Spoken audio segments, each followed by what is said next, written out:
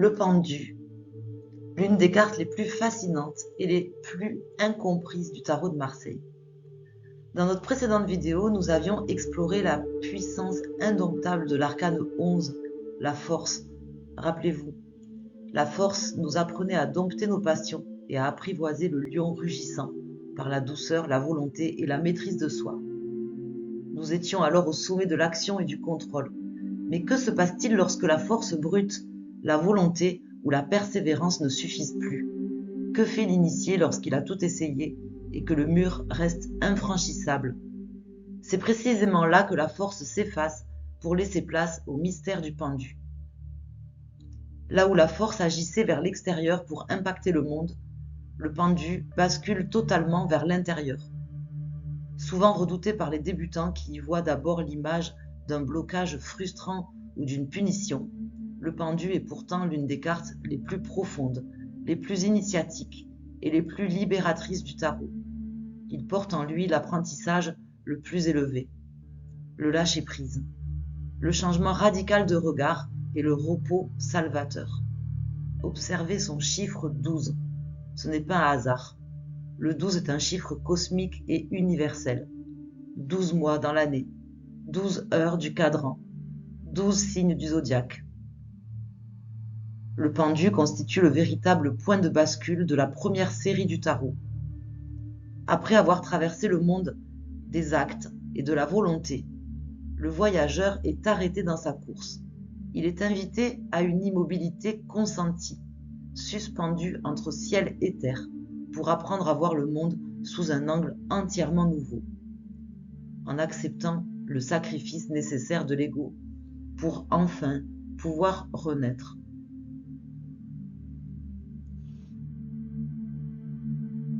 Qui est véritablement cet énigmatique personnage?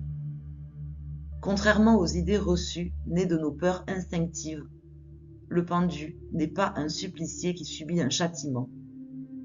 Il représente le sage contemplatif, le mystique ou l'initié volontairement suspendu dans un espace-temps différent.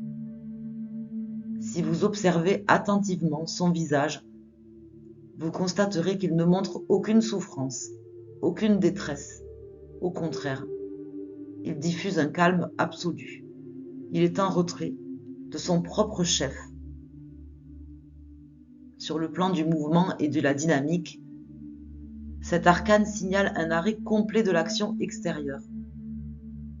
Dans notre société moderne obsédée par la vitesse et le rendement, le pendu vient nous chuchoter que la compulsion d'action est parfois une illusion. Ce n'est plus le moment de pousser, d'insister ou de forcer les événements.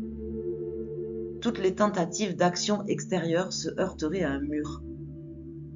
C'est l'heure sacrée de l'introspection et de la retraite intérieure.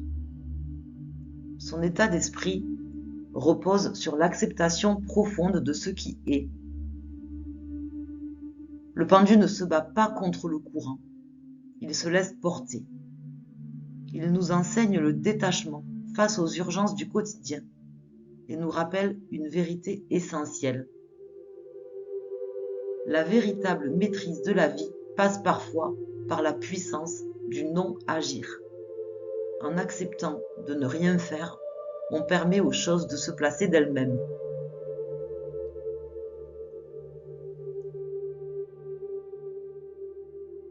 Observons attentivement les symboles clés illustrés sur cet arcane.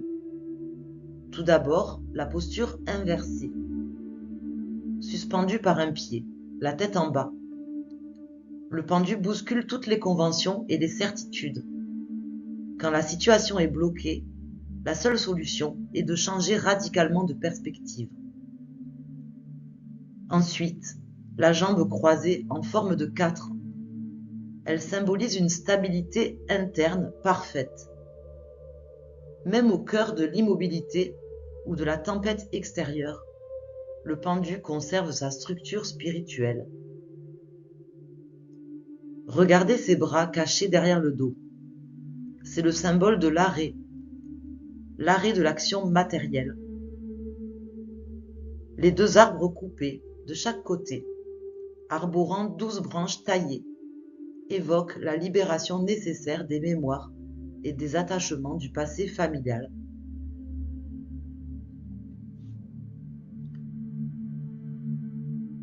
Lorsque le pendu apparaît dans un tirage sous son jour le plus lumineux, il nous offre de magnifiques bénédictions. Le lâcher-prise salvateur, l'acceptation sereine de ce qui est, sans chercher à tout contrôler.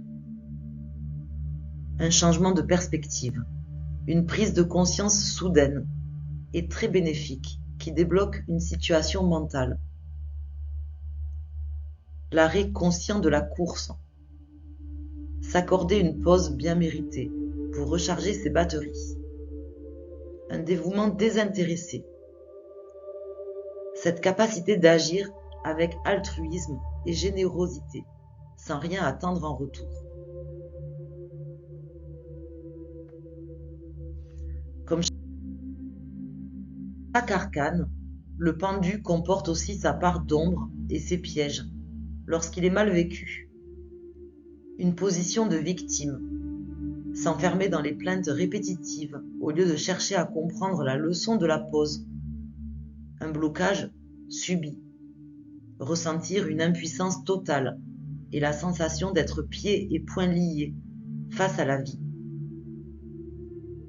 L'attente passive, destructrice, rester figé dans la stagnation, sans faire le travail intérieur requis.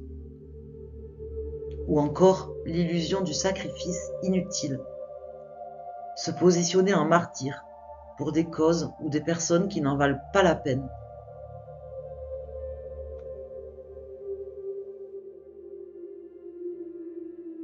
Qu'en est-il du travail et des finances avec cet arcane? Dans le domaine professionnel, le pendu indique souvent un projet à l'arrêt, une période de chômage ou une attente de décision. C'est l'indicateur clair qu'il faut utiliser ce temps mort pour repenser son orientation plutôt que de forcer les portes fermées. Sur le plan financier, le pendu invite à une restriction budgétaire temporaire mais nécessaire. Il demande de réévaluer la valeur que l'on accorde à l'argent et au matériel pour se concentrer sur ce qui compte vraiment.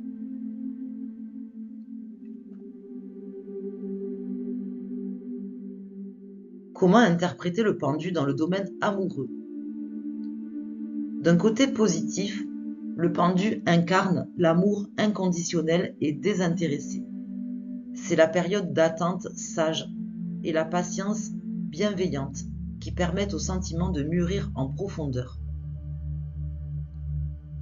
Sur le plan négatif, il traduit une relation en suspens, un sentiment d'être sacrifié ou négligé dans son couple, ou encore un attachement malsain à une histoire passée qui n'a plus lieu d'être.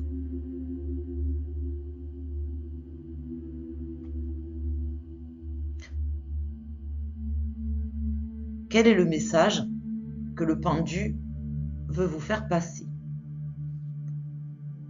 Cessez de lutter et observez le monde sous un angle différent. Car rappelez-vous, cette pause n'est pas une fin en soi, c'est une préparation.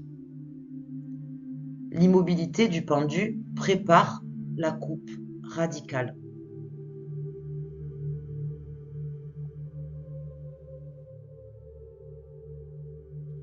Dans la prochaine vidéo, nous franchirons une étape capitale dans le voyage du tarot en explorant l'arcane 13, l'arcane sans nom, souvent appelé la mort.